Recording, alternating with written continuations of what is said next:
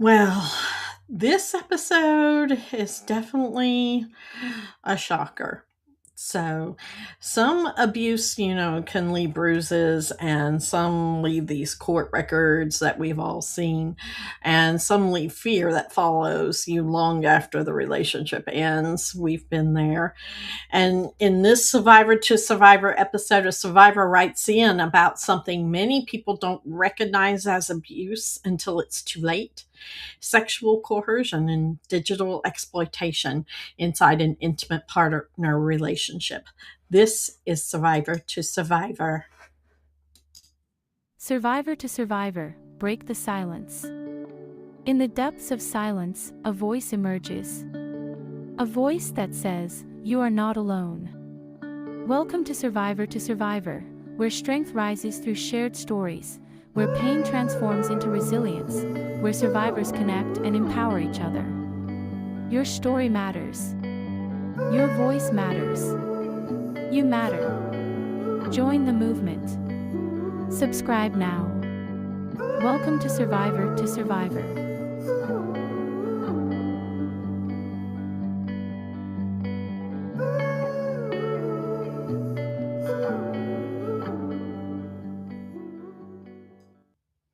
Welcome back. Let's get into our email. So the subject said he recorded me and I didn't know. Let me read this. Hi, Tara. I don't even know how to say this without feeling sick. When I was with my ex, he pressured me into things sexually that I wasn't fully comfortable with. He'd say things like, "If you loved me, you'd do it," or "Other couples do this all the time." Sometimes I'd just give in so he wouldn't get angry or distant with me. After we broke up, I found out he had recorded some of it without me knowing. I confronted him and he laughed.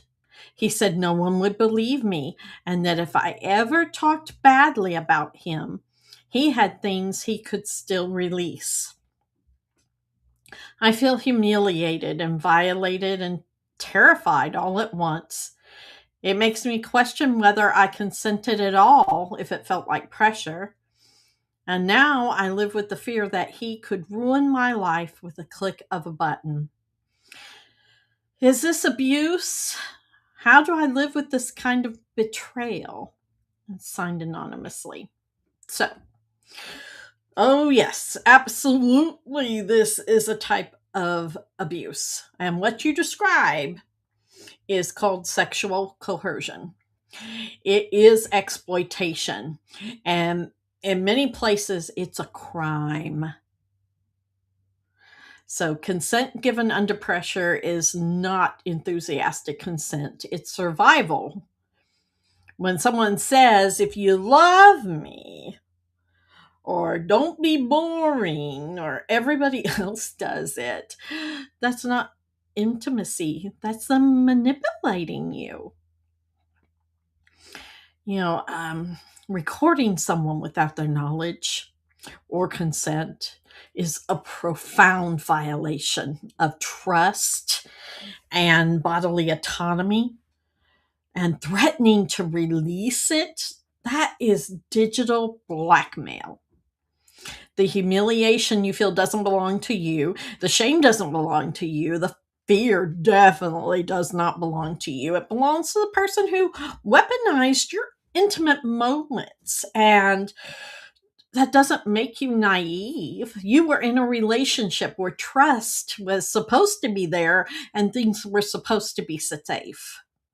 So here's some important steps to consider. Document any of these threats or messages. Don't negotiate privately with this person. Consult a legal advocate familiar with digital exploitation and the laws that may be in your state. Many states have revenge porn as non-consensual distribution, and there are protections against that. Talk to a domestic violence advocate who understands technology based abuse for sure. Emotionally, that part matters just as much. You're not ruined, you're not dirty, and you're not complicit in this. You were coerced, exploited, used, and you're still worthy of safety and dignity. So don't let him take that from you. What happened says nothing about your value. It says everything about his character.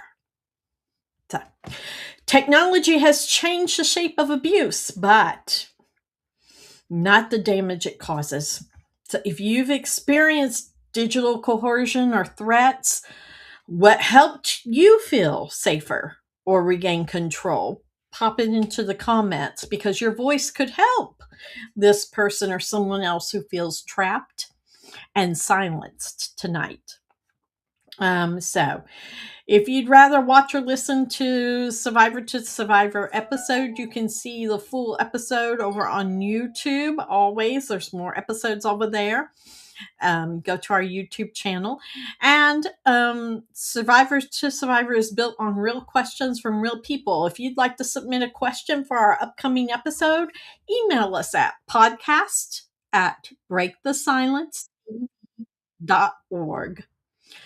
You may remain anonymous, and we will keep you anonymous. You know, digital abuse and coercion are growing forms of domestic violence. So you can help survivors navigate these complex realities by joining our Walmart's Spark Good Roundup program. Visit walmart.com/sparkgood and select Break the Silence Against Domestic Violence as your charity of choice. We are a 501c3 charity, and round up your total at checkout. Every cent helps survivors reclaim their safety and dignity for the future. And we'll see you next time on Survivor